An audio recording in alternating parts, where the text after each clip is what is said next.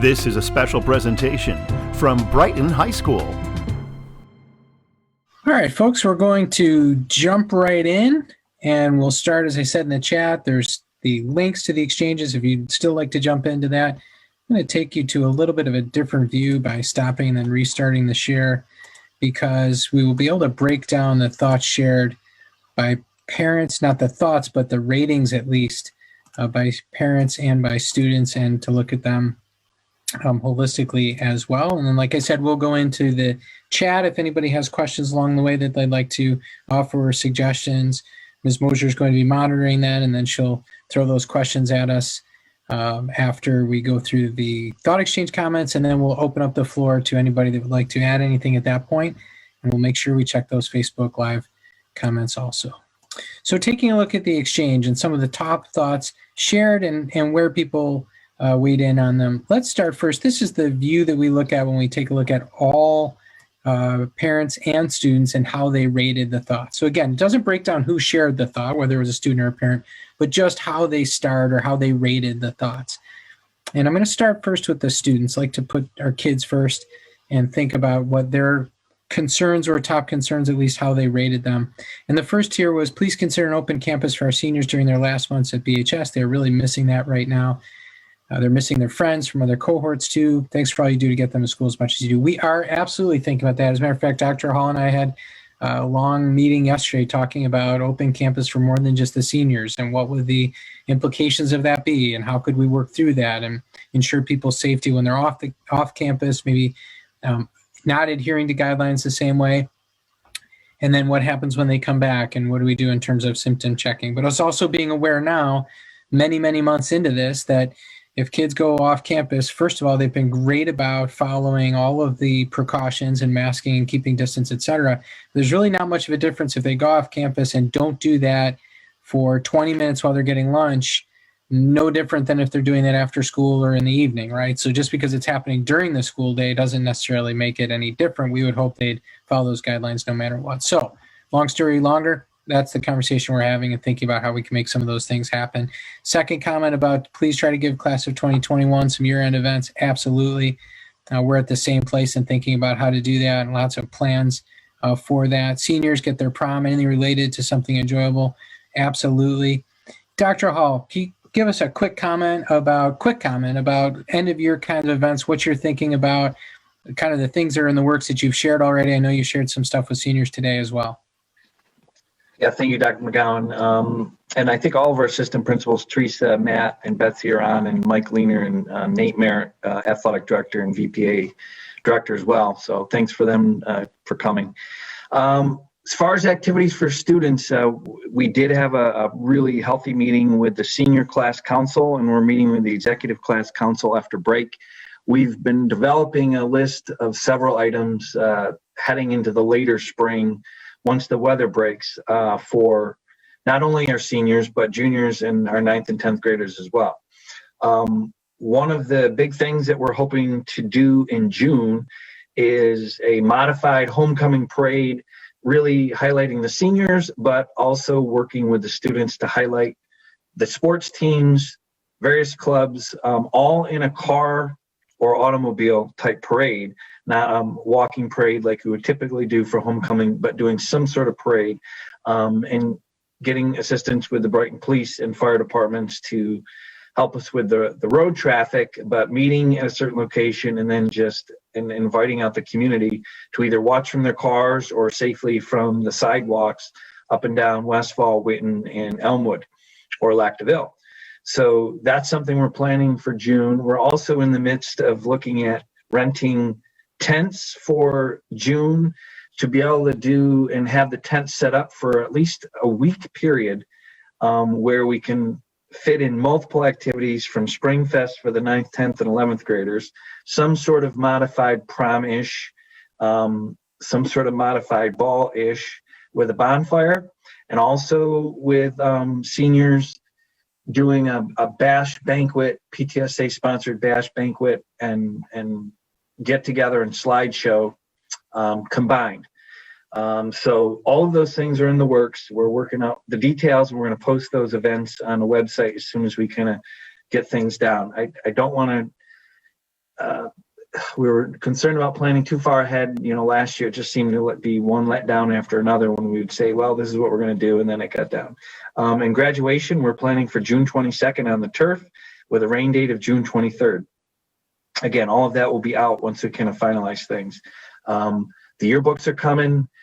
We will have some sort of Spring Fest fun activity. And when the weather breaks, hoping to get, again, everybody outside and enjoying the weather.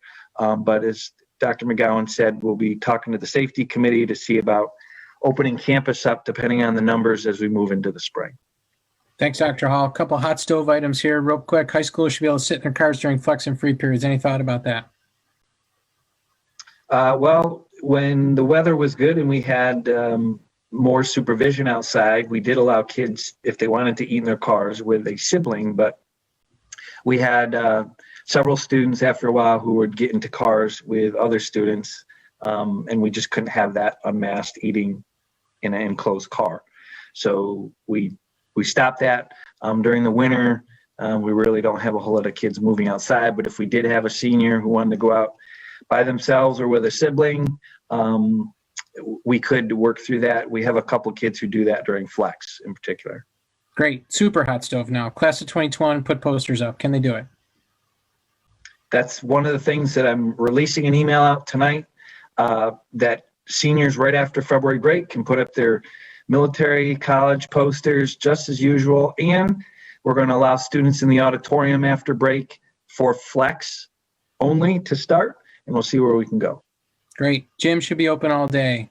Gym space came up a couple times. I know that I'll just cut to the chase with everybody and let them know that the gym space is now being used differently. We don't have as many desks set up because we need to use the bleachers for that. Because of sports starting and need for use of the gym, the setting up and the taking down of all of those desks every day was impossible in terms of the time it takes to be able to manage that. We don't have the resource to be able to do that. And so we have to use the bleachers. It's not the most comfortable place for kids to sit and eat. We do want them distanced. We have ramped up supervision relative to making sure that people are distanced when their masks are off. So any initial difficulties at the beginning, we think we've solved, but we had to do that. What about this notion of the gym should be open all day? Is that a phys ed issue, Dr. Hall? No, we close the gym now right after flex so that the maintenance has enough time to take down the chairs. They have to mop the floors, prepare them so they're safe for the basketball players to use. So we open up 262, which we didn't have open before, and we can definitely accommodate all of our students who are free, periods 5, 6, 7, and 8, in 262 in the cafeteria. If they want to take a mass break and or eat, and also the library's open where they can't eat or drink, and we have a full mask policy in the library just like in a classroom, but those spaces are available, and there's certainly enough seats. We did a 2-week trial period just to see how many kids were in the gym for those 2 weeks to make sure we could accommodate the PM students, and with all the students who do sign out early, we can accommodate everybody. 2 more quick questions. PE during COVID is a big waste of time. If we participate in sports, we should be able to opt out of gym no matter our grade. That's a state regulation issue relative to having enough PE credit. It's not possible. Upper library, why aren't we allowed to talk? It'd be nice to be able to collaborate and work with peers. I don't understand why the upper library can't be a quiet conversation zone and has to be silent when there's already a silent room. Anything you know about that you can share with us, Dr. Hall? I didn't think that the upper library was completely silent. I thought you could have quiet conversations up there, and then there is a silent room if you want that. The conversations, I think, are limited in the fact that students might have to talk louder because you can only fit one person per the tables that they have. But I wasn't aware that they couldn't even have a conversation next to another table. So the answer is Dr. Hall is going to look into it with Mr. Ennis, and we'll go from there. I think you need to find, now this is filtered by parents and parent feedback. I think you need to find more ways for BHS kids to engage socially. There are ways to do things outdoors on the weekends, i.e. large bonfire, winter carnival, snowball fights, food trucks. They need more socialization. Certainly, if people would like to think about weekend activities in terms of outside groups, please let us know and we can have that discussion with you. We don't necessarily have the capacity ourselves to do that, and we would be concerned about the number of people that could come, but we're open certainly to having a conversation with any groups that are interested in sponsoring something like that. At least we can talk about it and see what would be possible. Please consider an open campus for our seniors during the last months. We talked about that comment. This comment right here, is there any talk of adding an additional day or school of in-person school? Other districts have been doing this and it would be so beneficial for our kids. And there are a couple other comments in the exchange around reopening, around more time, around bringing more kids back. So if you bear with me for hopefully about the next maybe 90 seconds to 120 seconds, I want to dig into this topic with you a little bit so that I can clarify some things for people and make some really important points about these issues. First, when we put our plans together for reopening in a hybrid model, we did so with the state health department guidelines in mind, in consultation with our local health department and our health commissioner, Dr. Mendoza, who's been a great partner in all of this. And we really took a look very deeply with two reopening committees, one instructional and one safety, at how do you do this in the safest and most effective way possible to maintain instruction. Nothing has changed, right? So the variables have not changed since that point in time. We would like nothing more than to have kids back 5 days a week full time. It's simply impossible to do that at this point because we don't have enough space in the building to double the number of people in the building and maintain social distance. So there's a lot of conversations around that. Well, could you have less distance? No, we can't. It's 6 feet of distance. That's what we've determined is both safest, best in line with the guidance, and the best solution all the way around. People have presented, well, there's other schools that have been able to do this. Well, not really locally at the high school level in particular, elementary level in some cases, but that's when they had buildings large enough to provide that distance and a small enough number of students. So there are districts not far away from us with very small student bodies where they have shrunk over time, but they have the same size buildings that they had, who could do that. They could spread kids out in the building far enough to do that. And they had enough adults then to supervise them. Because remember, once you spread people to other spaces, you need the adults in place to be able to be with them during that period of time. The other issue is capacity for people to remove their mask to eat. And if you have double the number of people, there just simply isn't that opportunity to provide that space. Transportation becomes another issue, very similar. And think about just passing in the hallways and the number of people and the congestion that is provided by having double the number of people in the building. So even if you could accomplish some of this by barriers, you couldn't do that in those other circumstances, number one. And number two, there's no scientific evidence to say, from what we understand, that barriers are actually at all helpful when perhaps it comes up to here, perhaps it comes up to here, but the air is still there, right? And it can still be spread in that space. And so that's not a possibility for us. And until we can have more kids in the building, because less distancing is required, it's just not possible. I assure you, we want nothing more. It would be far less complex and we think more effective if we could have more kids, but we don't want that unless it's the safest way to approach this. And again, nothing has changed since this was put in place. Our infection rate is very low, which some people say, well, then you should be bringing more kids back. It's a little bit counterintuitive to change what you're doing when the infection rate has stayed low, unless another variable changes, which leads me to the vaccination issue and the CDC guidance and comments that have been made in the media about reopening. I just would like to point out, and we're in the weeds in this, and we read all this, and we're dug into it in a different way. But for people to understand, when you hear in the media that the president has said everybody should reopen, or the CDC is saying people should reopen, they're not referring to our type of district that has a hybrid model. They are referring, in the vast majority of cases, maybe not in all, but in the vast majority of cases, to those that have not had a student or staff member darken their door since last year. Those are places where they refused to come back entirely. They had not opened up. They were all remote, some of them up until this week, even locally. And so that is what they were getting at, was reopening in their mind is reopening, bringing people back. They're not specifying what model. They're not saying 5 days. So that's an important issue to realize when they are talking about everybody should reopen, that's what they're getting at, which is related to the vaccine question.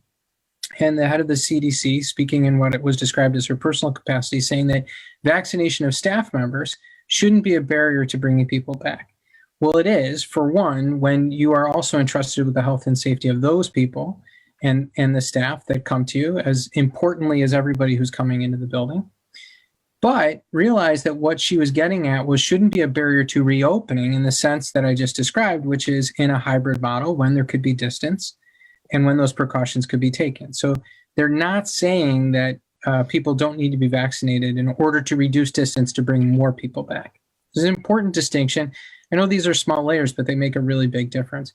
We would like nothing more than for staff members to be vaccinated as quickly as possible, and we continue to offer ideas, resources, strategies to make that happen, and we will do anything we can to support mass vaccination of educators to create a safer environment, and then hopefully be able to have conversations about how more people can come back. It is simply a supply issue at this point, from what we understand. Having enough vaccinations in hand throughout the state of New York, nationally really, but especially locally, to be able to bring people through that. We're in the process right now of determining how many people have been vaccinated through the county health department, but through other sites as well, such as the state sites, so we can really get a great handle on exactly what the density of that is at this point. But that, to me, is a key piece to people coming back and thinking about, again, the health and safety of everybody that we are responsible for, which includes the adults in the building.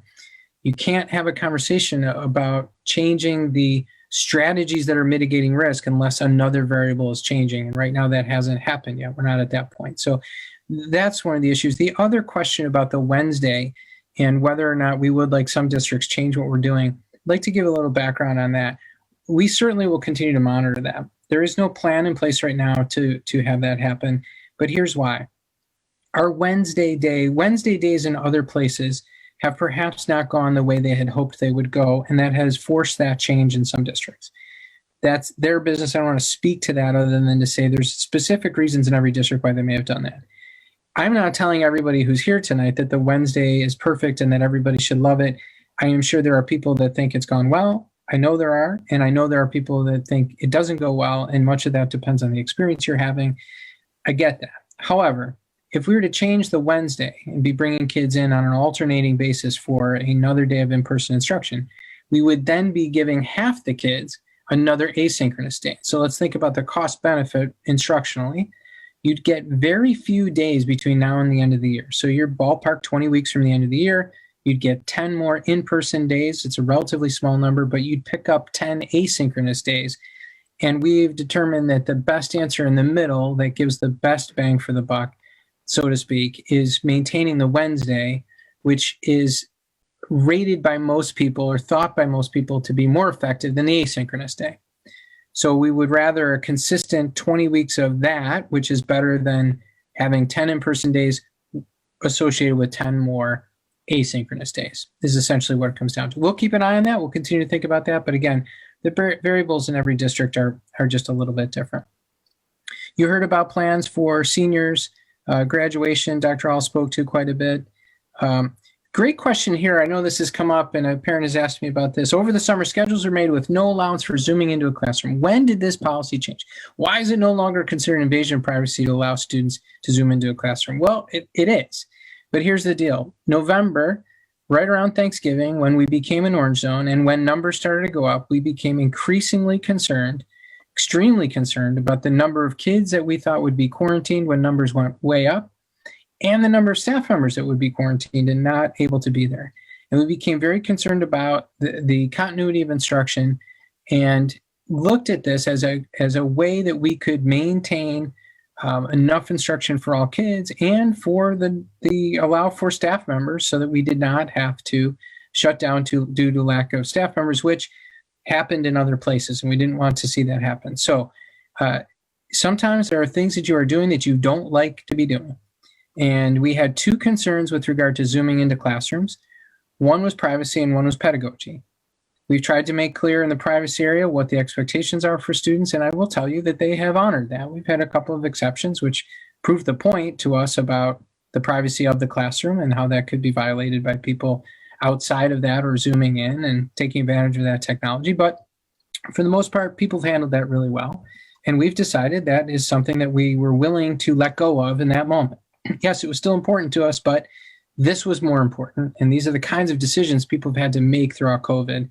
We certainly know the one constant has been change. You can't get hung up on having one idea not being flexible in your thinking.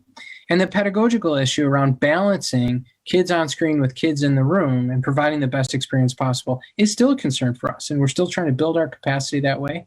And it is quite a challenge to do both at the same time. Again, although it may not be ideal and the instructional experience might not be ideal, we did make a decision that that was better than kids not being able to be in the classroom, and for COVID-related absences being able to provide that opportunity. We thought that was the right thing to do. So we still felt this way. This is no different, but we had to be flexible in our thinking as the variables changed for us as well. And again, this comment about some schools began the year with hybrid, are now able to transition. Those are districts likely with much more space, far fewer students as well. Great comment here. Thanks for everything. Can we start adding in-person days, which I mentioned as well? Do you have any information about regents or finals? No, we don't have that yet. In fact, the state had to submit a waiver request to the federal government for 3 through 8 testing, which are required by federal law to receive any federal education funding, and through the state of New York. So the state had to submit for a waiver to have 3 through 8 tests waived. That hasn't happened yet. The regents' decision will follow closely aligned to that, because those regents' exams are also part of the accountability system from the federal government. And so in all likelihood, if there aren't 3 through 8 tests, I would imagine there would not be regents' exams. But we don't have information yet. We've expressed to the state ed department how quickly we need that, and are hopeful that that will come soon. Now is the perfect time to flip schedules for next year, so the older kids start later. Perfect, because there's never a perfect time, so just do it. My teens have been so much happier not having to get up at an ungodly hour every weekday. They never want to go back to 5 days of early start times. I have one at home too who would attest to that and may have entered that comment, in fact, posing as a parent. However, I will tell you that we don't disagree with that. It becomes, again, those other issues that were always making this a challenge have not gone away. And it's not about being a perfect time. It's entirely a resource issue. Having enough buses to do that. Remember, we bus to private parochial schools as well. Their schedules are a certain schedule. We don't have a lot of choices around that. So as much as we'd like to do that, that is an issue as well. A couple of thank yous here as well. Appreciate that. I mentioned sort of this issue around if wrestling without masks has been approved, why can't our kids be in school without the 6-foot distance? Schools should be open full time this spring. So a comment, around this, and I explained in tonight's COVID update, which has probably hit your inboxes at this point.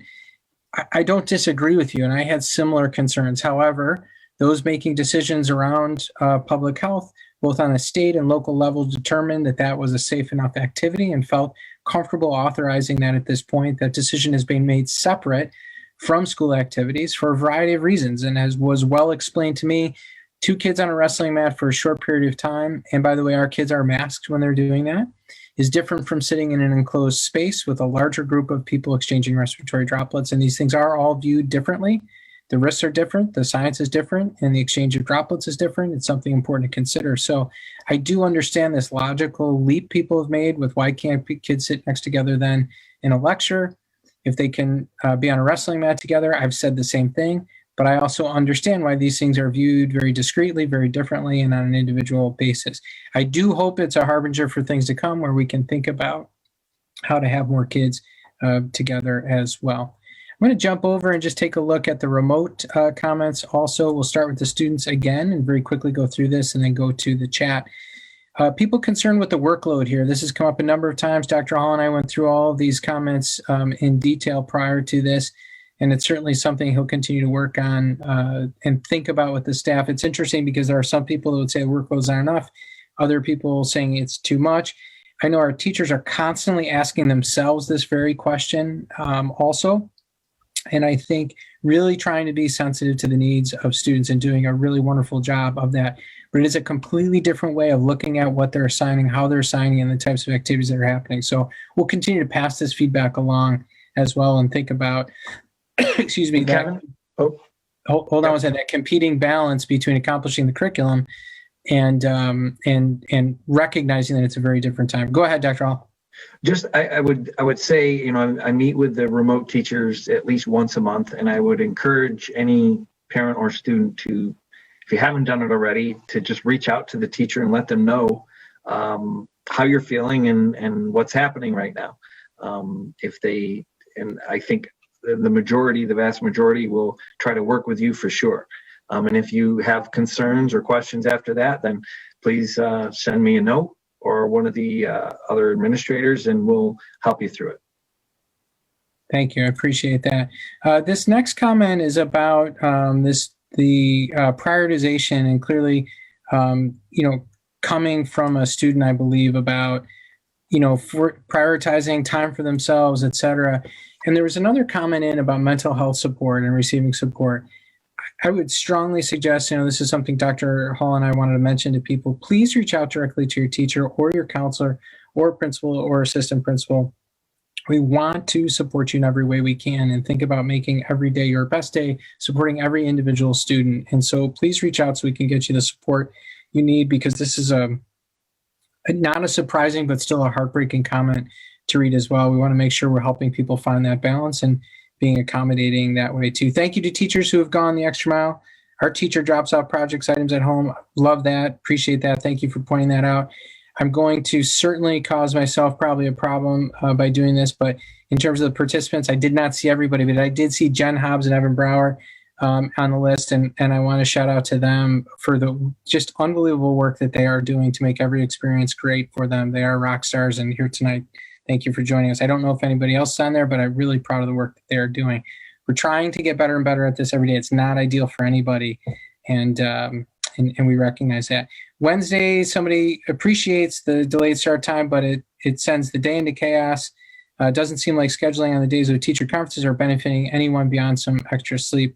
We're just trying to be thoughtful in that regard. One, provide teachers an opportunity to meet with and collaborate with each other as they think about how to change the work they're doing and the approach that they're doing, but also give kids an opportunity to think differently about their day and recognize that biologically that's an opportunity that we can support students. So I think that's feedback for us to take into account as we move forward and think about these things too.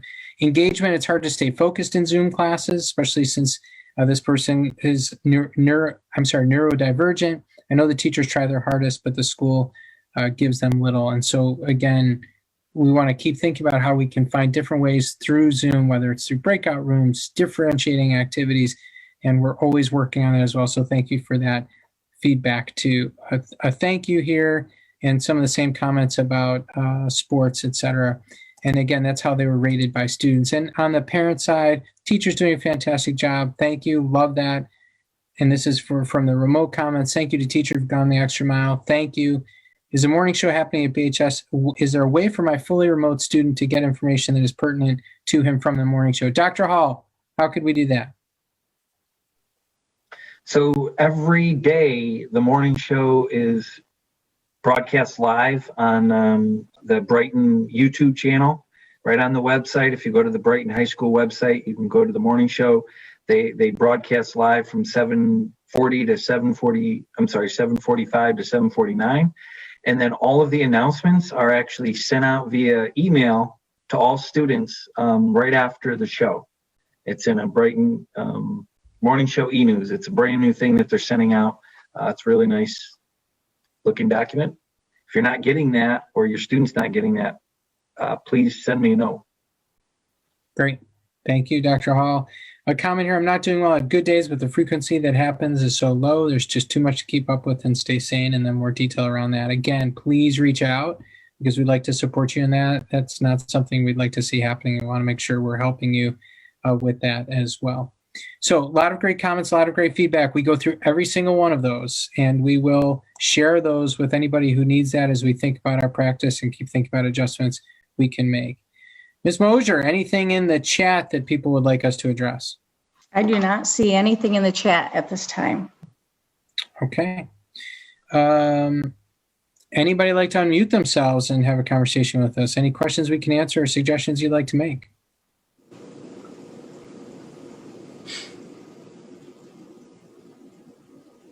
I hear an unmute.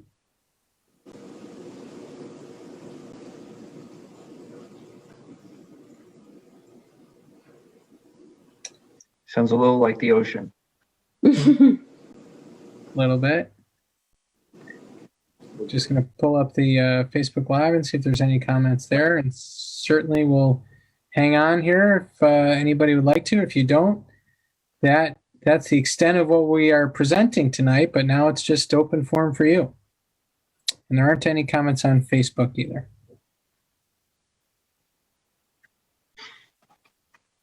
Dr. Hall, thank you for mentioning all the BHS-based and our directors who are on as well. I know Ms. Spagnola is here, as is Lula Limo and Dr. Baker and several board members. I see Mark Ekanovich up on the top of the screen. I'm sure there are others, and I just can't see them visually. But I want to thank all of them for coming too, and ask if anybody has anything they would like to add for the good of the order. Can William I? Sherman. Yeah, please. For my daughter's doing the remote learning, and she had a little bit of problem with her tablet. I guess the Microsoft thing was saying some kind of license was missing.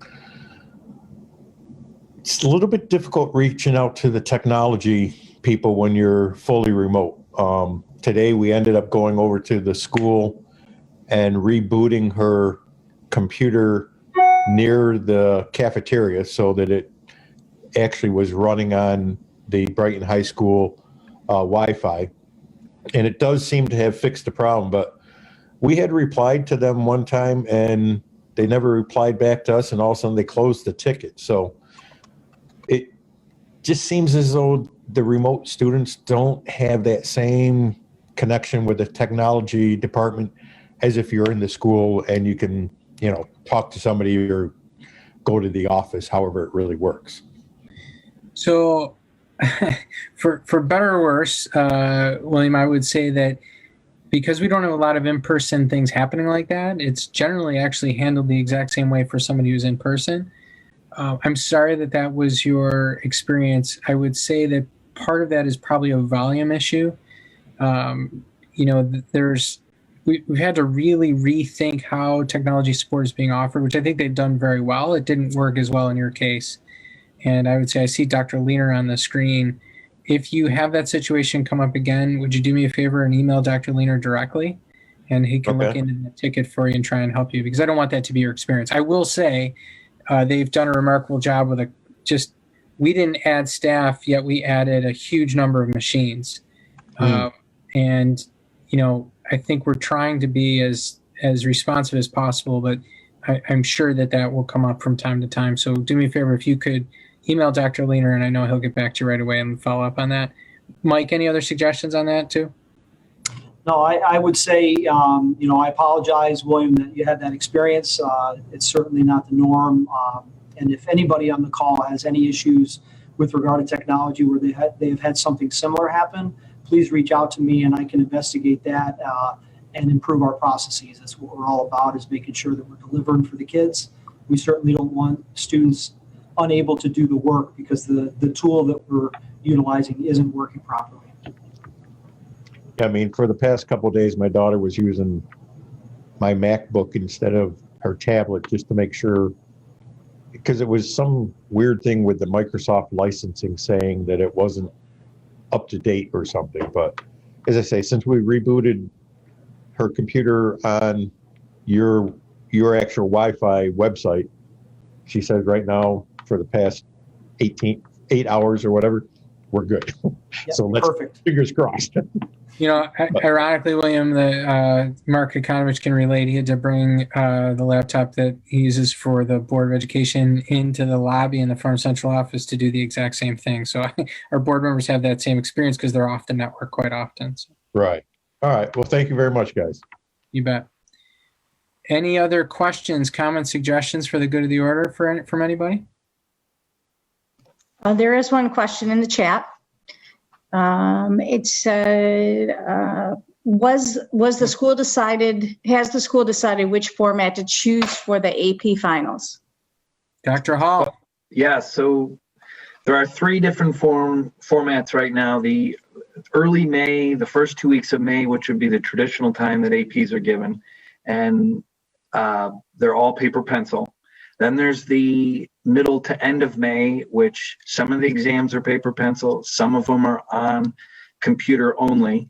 And then in June, the first 2 weeks of June, they're all on computer and done. That can be done remotely or in school on tablets. So we're in the midst of reading through the rest of there's like a 50-page document explaining all of the different test days. We'll be meeting with our AP teachers after break. They're gathering feedback from their students, and we'll make a decision probably sometime mid-March to let everybody know. But we haven't finalized a decision yet. We're kind of seeing what other people in the county are doing too. It's looking like a lot of them are looking at the end of May version to give kids a little bit more time, but not push it through all the way to June. And then if there's something wrong with the tablets and it goes wrong during the test, the only other option to retake those tests is in August, which I don't think any students are going to want to come back in August to retake an AP. But we'll know hopefully mid-March. Anybody else? If you haven't heard enough of me, and if you have to endure me like my family, we would love to invite you to join us tomorrow for Council Rock Kindergarten Virtual Town Hall starting at 5:30, everybody else beginning at 6, or the TCMS Virtual Town Hall at 7:45, which is moved a little bit later to accommodate other meetings. Happy to have you. And to all those 12th grade parents out there, could you imagine when you sent your child to kindergarten that we'd be talking about a virtual town hall for kindergarten parents tomorrow night, February 11th, 2021. I don't think you could or probably even think much about the fact you'd be sitting here in this situation right now. One last question I see. Will you survey all AP students about the finals? Tom, is that the plan, or is that an instructional decision that you'll be working on with teachers? And no, we're going to try to get feedback from the teachers about what they're feeling with their students. I mean, certainly this year there are some courses that, with the content they have, because the College Board has not given teachers any flexibility with the curriculum. I mean, they've pretty much mandated that it would be like any other year with the content and curriculum that they have to cover, even though our students are in the classes half the number of face-to-face days that they would in a normal year. So there is going to be a lot of self-study. The College Board is putting out several resources for kids to study for the exams. And from what I'm told, they're really narrowing down what they believe the test, because they create the test, what the test will have. So if you use those AP resources to study, they should be in good shape. But there will be content that teachers will not be able to cover before the exams, even if they're in June. And then there'll be other courses that are getting through it a little bit faster. Like AP Physics, they had many units cut out this year anyway, and then it just helped them to be able to get through the content much quicker.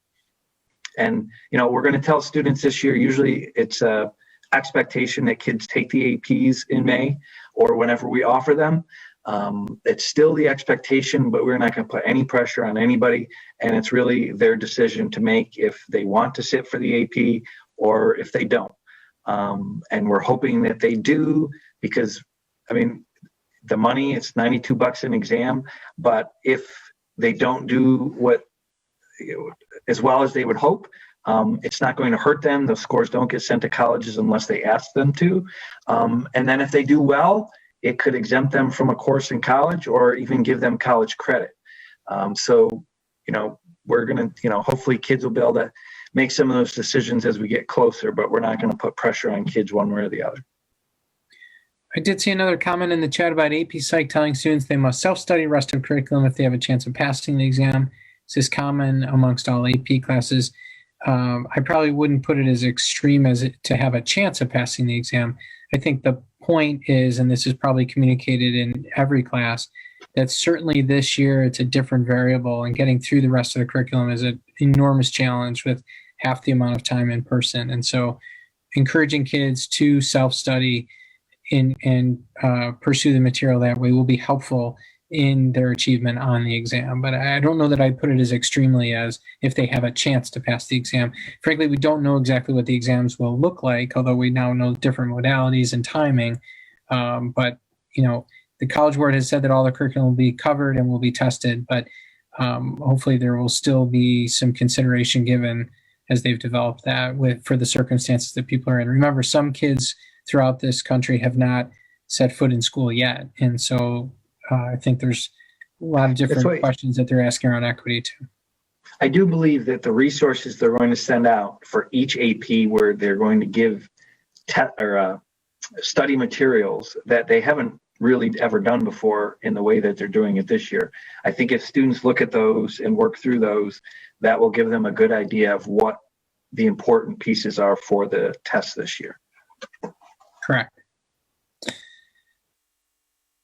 Anything else from anybody?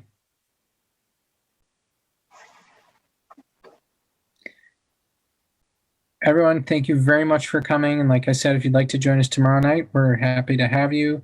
Anytime, if you have questions, if you have comments, if you have suggestions, please email, call, text, write in whatever way you can. I would say stop by, but we're still not doing that. But happy to connect with you in any way. We'd like to just continue to provide you every piece of information we have as quickly as we can and as accurately as possible.